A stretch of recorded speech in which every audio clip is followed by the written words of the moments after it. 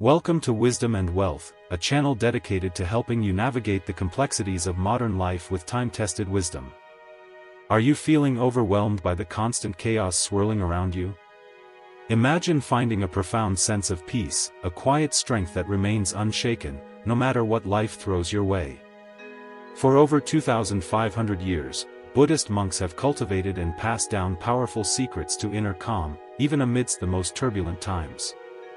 In this video, designed especially for those over 40, we'll delve into their timeless wisdom, offering you practical, actionable tools that you can use right now to quiet your mind, reduce stress, and bring harmony into your everyday existence. Whether you're searching for greater clarity, a sense of balance, or a deeper understanding of your purpose, these ancient teachings offer a clear and accessible path to true peace in our often overwhelming modern world. Ready to take that first step toward a more centered and fulfilling life? If this sounds intriguing, we encourage you to like this video and subscribe to Wisdom and Wealth for more content designed to bring wisdom into your daily life. The root of suffering, understanding the cause of inner turmoil. It's early morning in a remote monastery, nestled high in the mountains of Bhutan. The air is crisp and clean, and a soft mist drifts lazily through the ancient trees surrounding the temple. Inside a simple, wooden hall, a group of monks sit silently on the floor, meditating.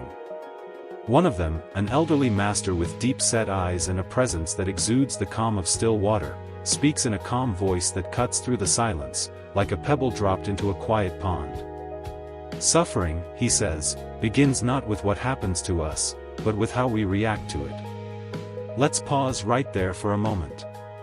This single sentence encapsulates a profound truth that has resonated throughout Buddhist teachings for thousands of years. We often mistakenly believe that our pain is caused by external events, stressful jobs, broken relationships, financial struggles, and the like. But Buddhism offers a radically different perspective, a perspective that puts the power back in your hands. The true source of our suffering isn't out there, it's within us. It's the stories we tell ourselves, the often unrealistic expectations we cling to, the deeply ingrained fears we refuse to let go of. Therefore, if we truly desire to find peace in a chaotic world, we need to go straight to the root of the problem. We need to examine and understand the inner workings of our own minds and hearts. If you are finding this perspective valuable, please give this video a like and consider subscribing to Wisdom and Wealth. We are dedicated to providing you with the tools to navigate life with grace and wisdom. Imagine holding a glass of water. It feels light and manageable at first, doesn't it? But if you hold it for minutes, then hours, then days, it becomes increasingly unbearable. Your arm aches, your shoulder burns, and the simple act of holding the glass becomes a monumental struggle. That's precisely what we do with our emotions and our thoughts. We grip them tightly, refusing to set them down, and over time, they weigh us down until we're utterly exhausted. The Buddha called this dukkha, often translated as suffering or dissatisfaction. But it's more than just simple suffering. It's the deep, restless feeling that something's missing, that life should be different, that we're somehow not enough. This pervasive feeling, whether we realize it or not, drives much of what we do in our lives, from the small daily decisions to the major life choices. Now, here's where the first big shift in perspective happens. Buddhism teaches that dukkha has a cause, and if it has a cause, it also has a solution. That cause is attachment. We become attached to ideas, outcomes, people, and even our own identities. We want things to be a certain way, and when they aren't, we suffer. We instinctively resist change, even though everything around us, and within us, is constantly changing. Think about it, how much energy do we spend fighting against the reality of our lives? We want people to treat us a certain way. We want our meticulously crafted plans to go off without a hitch. We want life to be predictable and comfortable. And when things inevitably fall apart, we take it personally, tightening our grip even further. We think, if I just try harder, I can control this. But the harder we try to control life, the more out of control we often feel. Here's a story that will help illustrate this more clearly. There was once a monk who lived in a small village. Every day, before sunrise, he swept the temple grounds, meticulously clearing away any leaves or debris. One morning, a fierce storm rolled in overnight. He woke to find the entire courtyard covered in leaves and branches, a chaotic mess. Frustrated, he grabbed his broom and started sweeping with renewed vigor. But as soon as he cleared one area, more leaves would fall, blown down by the still gusting wind. No matter how hard he worked, he simply couldn't keep the courtyard clean. An old master passed by and watched him struggling for a while. Then, he said gently, "You can keep sweeping endlessly, or you can learn to sit and watch the leaves fall." The monk finally realized that peace wasn't about controlling every single leaf, it was about accepting the nature of things and letting go of the need to fix everything. This is what Buddhism means by understanding the root of suffering. It's not that we stop caring, it's that we stop clinging. We stop demanding that life be different from how it is in this very moment. Now, you might be thinking, easier said than done, and you're absolutely right. But here's the crucial point: Buddhism doesn't ask us to believe blindly. It invites us to test these ideas in our own lives, to see if they hold true. Try this: next time something upsets you, pause for a moment. Take a deep breath and ask yourself, what am I clinging to right now? Maybe it's your pride, maybe it's an unrealistic expectation of how someone should behave, maybe it's a story about how things should have gone. And then ask, what happens if I loosen my grip, just a little? It's not about giving up or being passive, it's about making space, space to breathe, space to see things as they truly are, not as we wish they were. The Buddha understood that all suffering comes from craving and attachment. But he didn't stop there. He also taught that we can end suffering by seeing clearly, by understanding the impermanent nature of everything, including our feelings, our thoughts, and even our identities. We can consciously choose to stop holding on so tightly. And when we stop holding on, we find a freedom that no amount of external chaos can shake. We hope this section has been enlightening. If so, we would appreciate it if you would like this video and subscribe to Wisdom and Wealth. I want to leave you with one more powerful image. Imagine a river flowing swiftly. You can jump in and try to swim against the current, struggling and tiring yourself out, or you can simply float, letting the current carry you downstream. The river is life. You can fight it, resist it, and exhaust yourself in the process, or you can trust its flow, accepting that it will take you where you need to go. Understanding the root of suffering isn't about becoming indifferent to the world, it's about learning to float. In the next section, we'll explore how the practice of mindfulness helps us stay present, grounded, and centered, no matter how fast the current flows around us. Mindfulness in daily life, mastering the present moment. Picture this: you're walking through a quiet forest early in the morning. The ground is soft and springy beneath your feet. There's a faint, invigorating scent of pine in the air. Birds are calling to one another high in the trees, their songs a symphony of nature. You take a deep breath, and for a moment, everything feels still, quiet, and profoundly peaceful. Time seems to slow down. You're not thinking about your endless to-do list.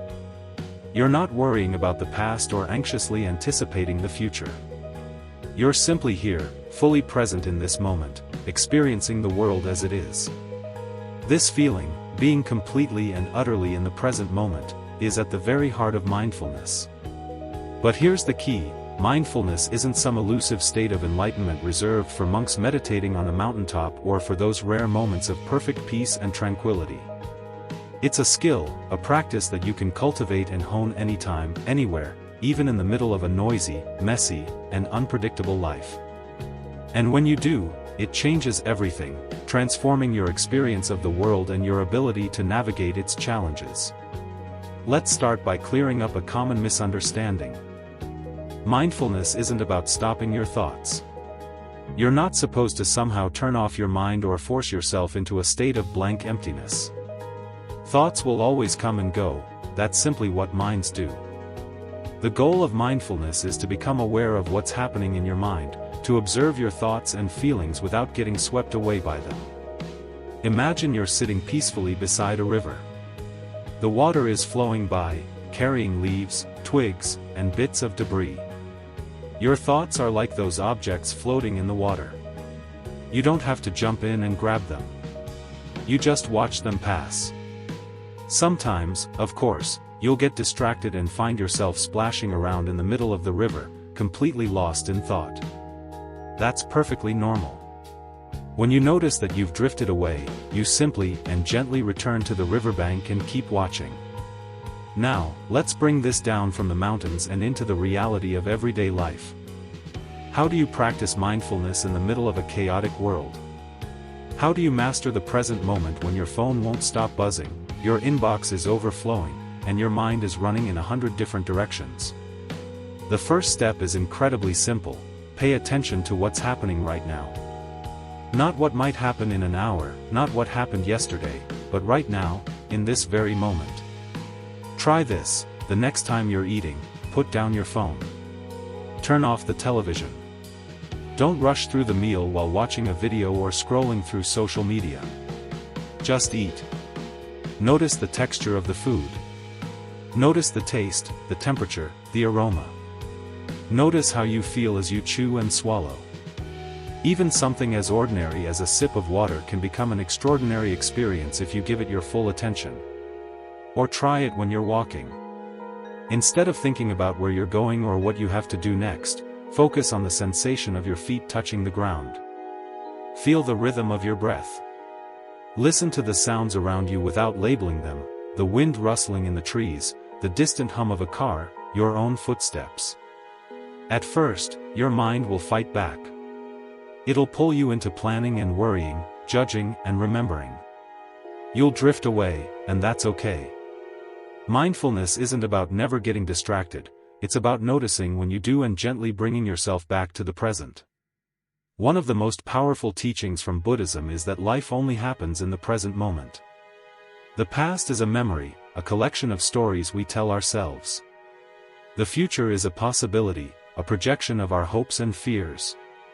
The only place you can truly live, the only place where you can take meaningful action, is now. And yet, most of us spend our days anywhere but here. We replay old conversations, we rehearse future scenarios, we escape into distractions because the present moment often feels too uncomfortable or too ordinary. If you have found value in this information, please like this video and subscribe to Wisdom and Wealth. But here's a secret: the present moment is the only place where peace truly exists. Right now is where life happens. Right now is where you can breathe. Right now is where you can choose. Right now is where you can let go. There's a story about a Zen master and his student. One day, the student asked, "Master, how do you practice mindfulness?" The master smiled and said, "When I walk, I walk. When I eat, I eat. When I sleep, I sleep." The student, a little confused, replied, "But master, don't we all do that?" The master shook his head. "No. When you walk, you think about eating. When you eat, you think about sleeping. And when you sleep, you dream about walking. Mindfulness is a practice of returning again and again, returning to this step, this breath, this moment. It's not glamorous, it's not always easy, but it's where life becomes clear. Let's talk about stress for a minute. Most of our stress comes from living in the past or the future. We ruminate on things we can't change or worry about things that haven't even happened yet. But in this moment, right here, you are breathing. You are alive. You are okay. If you can return to this simple truth often enough, you can find an anchor in the storm. A simple practice you can try is the 3-breath pause. Throughout your day, stop whatever you're doing and take 3 slow, deliberate breaths. Feel the air enter your nose, fill your lungs, and slowly leave your body. This tiny moment of awareness creates space, and in that space, you can choose how to respond to the challenges of the day instead of reacting automatically. Over time, these small moments of mindfulness add up. You'll start to notice when your mind is racing. You'll catch yourself before you spiral into anxiety. You'll create pockets of stillness in the midst of the chaos. And the more you practice, the more natural it becomes. Some people say, "I'm too busy to practice mindfulness." But mindfulness doesn't require extra time, it requires attention. You can practice when you're brushing your teeth, when you're waiting in line, when you're stuck in traffic. The key is to bring your awareness to what's happening right now without judgment. And here's a deeper insight: when you become mindful of the present moment, you start to see things as they really are, not as you wish they were. You notice the tightness in your shoulders before it becomes a full-blown headache. You recognize the frustration building up before it turns into anger. You hear the subtle tone in your friend's voice that tells you something's wrong. You become more attuned to life, more awake, more alive. One of the unexpected gifts of mindfulness is gratitude. When you slow down and pay attention, you begin to appreciate the small things: the warmth of sunlight on your face, the sound of a child's laughter, the feeling of water on your skin when you wash your hands. These moments are always there, we just need to notice them. In the chaos of the modern world, mindfulness is like an anchor. It keeps you steady when the waves get rough. It helps you find clarity when everything feels confusing. And it gives you back the one thing no one else can give you: your life, fully lived. In the next section, we'll explore how the power of compassion deepens this practice and helps us transform our relationships, not just with others, but with ourselves. The power of compassion, transforming relationships and emotions. Compassion is one of the most powerful forces in Buddhism, and it has the ability to completely transform how we relate to others and ourselves. But real compassion isn't about pity or feeling sorry for someone, it's about recognizing our shared humanity, the understanding that everyone, in some way, is carrying pain, just like you. It's about seeing beyond someone's behavior and realizing that there's always a deeper story, a hidden struggle. Someone who's impatient might be carrying a heavy load of stress that you can't see. Someone who's distant and aloof may be protecting themselves from past wounds. Compassion allows us to look past the surface and respond with kindness instead of judgment. And here's where it gets deeper: compassion doesn't begin with others, it starts with yourself. This can be the hardest place to direct compassion because most of us are far more critical of ourselves than we are of anyone else. Buddhism teaches that self-compassion is the foundation for offering genuine compassion to others. If you're constantly hard on yourself, berating yourself for every mistake, it's difficult to extend genuine kindness outward. That's why practices like loving-kindness meditation often start with you. You repeat simple phrases, such as, "May I be happy, may I be safe, may I be at peace." At first, it might feel strange, even a little awkward, but over time, something shifts. You soften toward yourself. You become less harsh and more accepting of your imperfections. And that opens the door to understanding others more deeply. We hope you are learning new ways to look at your life. If you like this video and subscribe to Wisdom and Wealth, we will continue to support you. When we approach people with compassion, it fundamentally changes how we interact. Instead of reacting to someone's anger with anger, we pause, we breathe, and we ask, what's really going on here? Maybe they're overwhelmed. Maybe they're afraid. This doesn't excuse harmful behavior, but it helps us respond with wisdom instead of impulse. There's a famous Buddhist story where a man insults the Buddha, trying to provoke him and disrupt his peace. But the Buddha stays calm and simply asks, if someone offers you a gift, and you do not accept it, to whom does the gift belong? The man answers, to the one who offered it. The Buddha smiles and says, then I do not accept your anger. This simple teaching reminds us that we don't have to take on other people's pain. We can hold space for it without being consumed by it. Compassion also requires boundaries. It's not about saying yes to everything or allowing yourself to be mistreated. Sometimes, the most compassionate response is to walk away, to say no, or to allow someone to face the consequences of their actions. True compassion comes from a place of strength, not weakness. It's clear, wise, and grounded. And when we practice compassion in this way, we build deeper, more honest relationships, relationships where kindness and respect go hand in hand. In everyday life, you can practice compassion in small but meaningful ways. Listen to someone without interrupting. Offer a kind word when it's least expected. Give yourself grace when you make a mistake. And when you find yourself frustrated with someone, pause and ask, what pain might they be carrying? That simple question alone can shift your entire perspective. In the next section, we'll explore detachment, not as cold indifference, but as a way to free yourself from the need to control, allowing you to love and live more openly. Detachment without indifference, finding freedom from control. Let's take a moment to be honest. Life is unpredictable. People change. Plans fall apart. Things don't always go the way we want them to. And yet, we spend so much of our time trying to hold everything together, controlling every outcome, clinging to what we think should happen. It's exhausting. Buddhist detachment offers us another way, a path to greater peace and freedom. It's not about walking away from life or shutting down your emotions, it's about finding freedom from the constant need to control. It's the practice of holding life gently, not tightly.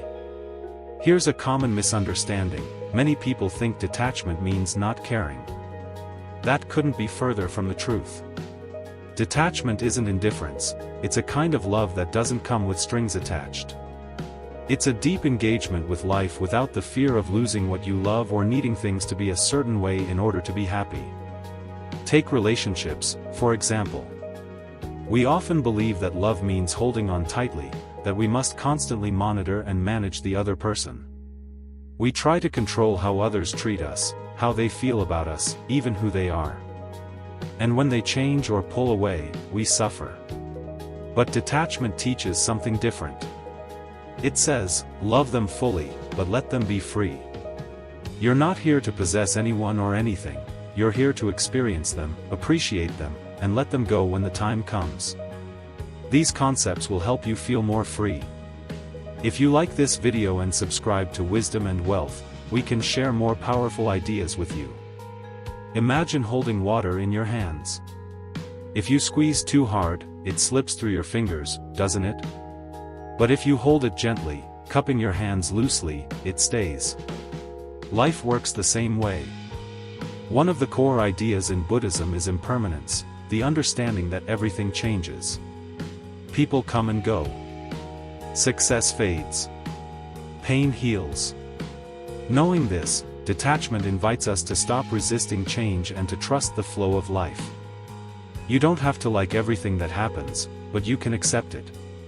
You can stop fighting against reality and find peace in the middle of it. Here's a short story that captures this beautifully. A monk once said to his students, "You see this glass? I love this glass. It holds water beautifully. It glows in the sunlight. But one day, the wind may blow it over, or it might fall off the table and break. So, I hold this glass, knowing it's already broken. And because I know this, I can enjoy it fully." Now that's detachment. It doesn't mean you expect things to fall apart, it means you recognize that everything is temporary, and that's what makes it precious. You love without fear. You live without needing guarantees. Now, how do we practice this in daily life? Start by noticing where you cling. Maybe it's your plans. You want things to go a certain way, and when they don't, you feel frustrated and disappointed. Or maybe it's your identity, how you want people to see you, how you define yourself. Or maybe it's outcomes, expecting people to act a certain way, hoping for a specific result. When you notice yourself clinging, pause, breathe, and ask yourself, what happens if I loosen my grip, just a little? Detachment also means letting go of the stories we tell ourselves, stories about who we are, what we deserve, and how things should be. When we release those stories, we create space for something new. We open ourselves to possibilities we couldn't see before. And here's something important. Detachment doesn't mean you stop caring about your life, your work, or your loved ones. You still show up, you still give your best effort, but you release the need for things to be perfect. You stop tying your peace and happiness to outcomes you can't control. There's a deep freedom in that, a freedom that allows you to live fully in the moment, to appreciate things as they are, without needing to hold on tight. In the next section, we'll explore meditation practices that help strengthen this sense of inner freedom, bringing you clarity and calm, no matter what's happening around you. Meditation techniques for inner stillness and clarity. Close your eyes for a moment. Take a slow, deep breath in, and a slow, deep breath out. Feel the air moving through you. For just a second, everything else fades away. That quiet space, that moment of stillness, that's where meditation begins. Now, a lot of people think meditation is complicated, that you need to sit in a perfect lotus position for hours or empty your mind completely. But it's much simpler, and far more powerful, than that. Meditation is about finding stillness in the middle of life's noise. It's about training your mind to return home to the present moment, again and again. Buddhist monks have practiced meditation for over 2,000 years, not to escape life, but to fully experience it. And today, you can use these same techniques to find calm, clarity, and balance, no matter what's happening around you. This ancient practice can lead you to a better life. If you like this video and subscribe to Wisdom and Wealth, we will continue to provide guidance for you.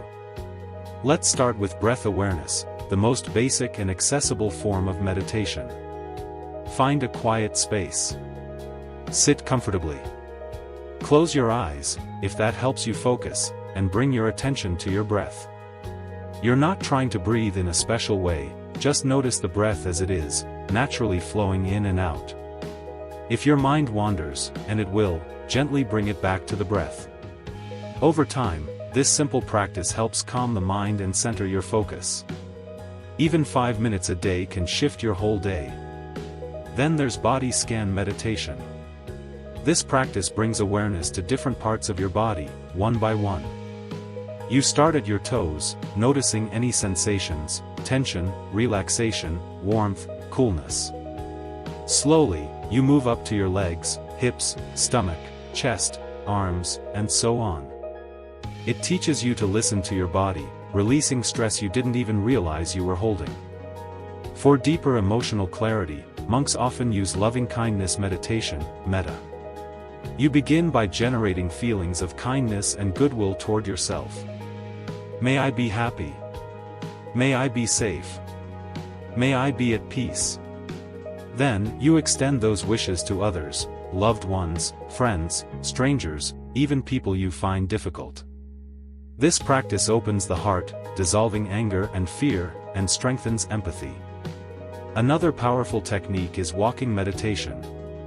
Instead of sitting, you move slowly and mindfully, paying attention to each step. Feel your foot touch the ground. Notice your balance shifting. This practice reminds you that meditation isn't something you do apart from life, it's something you carry with you everywhere. And if your mind is especially restless, try mantra meditation. Choose a simple word or phrase, like peace or I am here. Repeat it silently with each breath. The repetition helps anchor your focus and quiet mental chatter. The goal isn't perfection. Your thoughts will wander. You'll feel restless. That's normal. Meditation isn't about stopping thoughts, it's about learning not to be ruled by them. You watch them come and go without chasing them, without judging them. With regular practice, meditation creates space inside you, space to pause before reacting, space to see things clearly, space to choose peace over panic. And over time, that space becomes your sanctuary, an inner stillness you can return to even in the midst of chaos.